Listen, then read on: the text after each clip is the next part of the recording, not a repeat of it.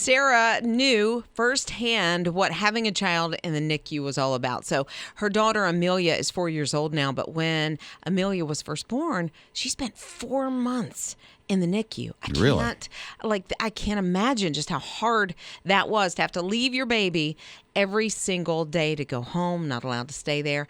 So she went to the Ronald McDonald House because they actually didn't live very close to the hospital where her daughter was being taken care of. So the Ronald McDonald House was very instrumental in keeping Mama and Daddy close to this little girl. Sarah is a hairstylist, and she found out that the Ronald McDonald House there, in connection with the hospital, wanted to open a hair salon for the families. No way. Yeah. At the Ronald McDonald House? At the Ronald McDonald House. Well, let me guess what she did. You know what? She was like, I got some scissors. Let's do this. Good. So what she really does, and I'm sure she does a trim here and there for, somebody like that is going to be at the hospital at the Ronald McDonald House for 4 months. Somebody's going to need a trim, whether it's the kids or whoever it is. So she handles that. But also, like every other Wednesday, they just pamper some of the families. You get a scalp massage.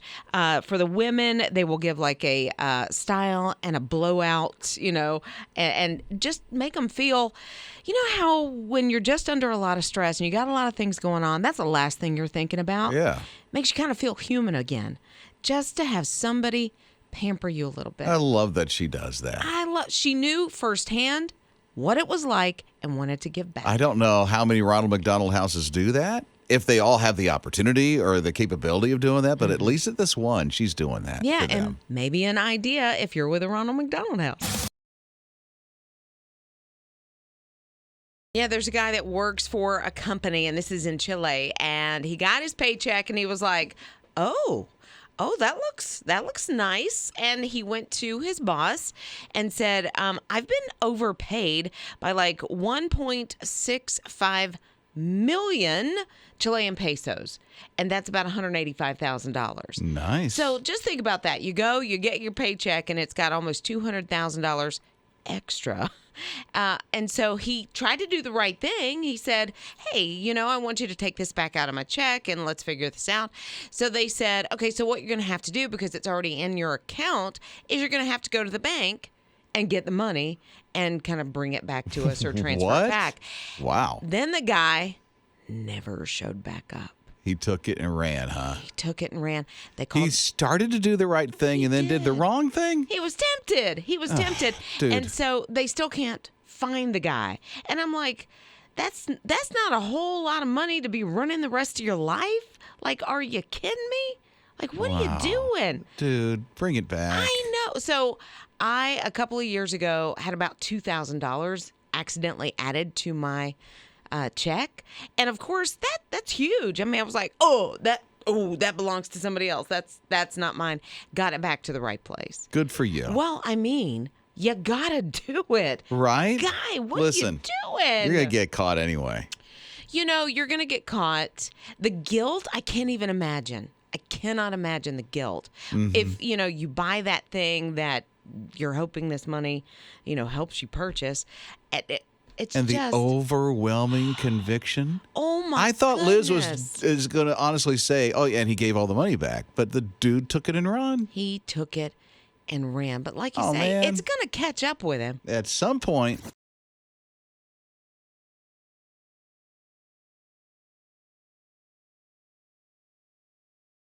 Isaac and his grandpa had a pretty close relationship, and when his grandpa was diagnosed with a terminal illness, Isaac did the coolest thing.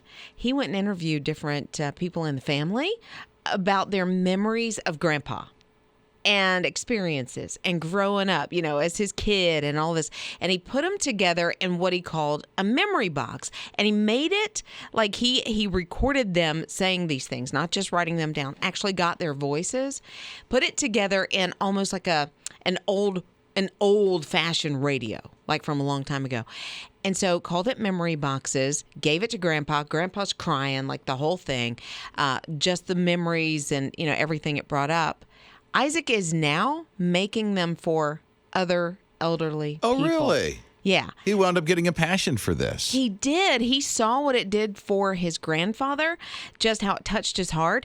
And so he said, I can do this. I made one. I can make more. So far, he's done 10 because there's a lot of work to it. It's not just building these memory boxes. He actually does the interviews with the family members, puts them together for these people. And so far, he's given 10 to the hospice where his grandfather was. That is so beautiful. It is so beautiful. It makes that person who gets that feel that I'm not forgotten. Right. Because you get to a certain age and there's that feeling. Family has moved on. Mm-hmm. They're doing their thing. They're so far away. You're coming to what are the final moments of life. And just to be remembered and not forgotten is such a beautiful thing. And to hear their voice. It's one thing to see it in a letter, which is still nice, but to hear that voice.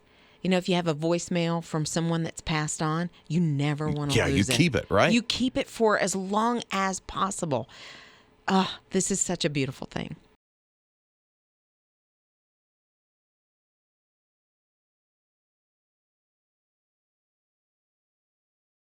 It's getting warmer this week, and the Department of Energy last week, I must say when I saw it, I kind of chuckled a little bit because I was like, okay, whatever.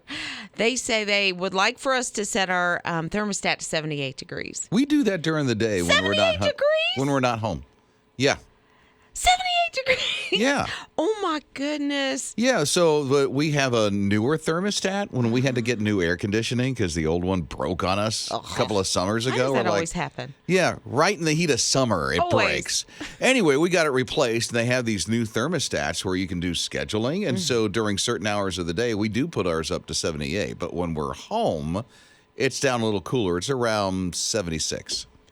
So, you live at 76 degrees? I don't like it, but the rest of my sweat. family, it makes me sweat too. I like it colder. I do too. Okay. So maybe I shouldn't have laughed. At night, they say you really should set it to 82 degrees. At night. No. At night. I can't sleep like that. I need it colder than that. I do too. I need to hibernate. I feel like I don't even need to tell you what ours is set at. 50s. At night. I'm going to guess 50-something. No, 57. Now, I'm not Jack Frost or something like that. No, we set it at 67 to sleep. Okay. So that's super chilly. I know that. I get it. There's nothing wrong with that. There's nothing wrong with that. But what they're saying is the Department of Energy, because I guess for every degree, you can save like 3%. Oh, yeah. They're trying to save bill. Electricity so there's no blackouts. Right. And it makes total sense. And yes, while you're gone throughout the day, you should bump it up. But 78 degrees, like I literally, when I read that, broke out in a sweat.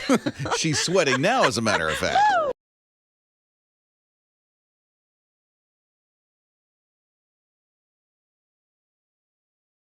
It was love at first sight when Neil and Lisa met. And when they got married about, 30 years ago, Lisa said, "Let's live a simple life, Neil."